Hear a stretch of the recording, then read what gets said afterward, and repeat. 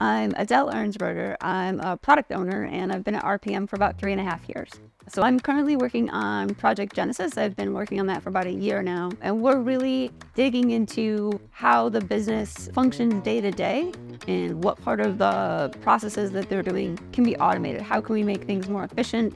How can we utilize technology so that technology can do things that robots can do and people can do things that need a human touch? We need humans to do things like sales. Humans respond to humans, and sales is something that is a unique skill that can't be automated. We need to function so well as a team on every level. We need to communicate clearly. We need to be able to take constructive, critical feedback and run with that, and then pivot at a day's notice or a moment's notice to meet changing needs because we are changing so fast. And if we didn't have the right people in place, then we wouldn't be able to do that.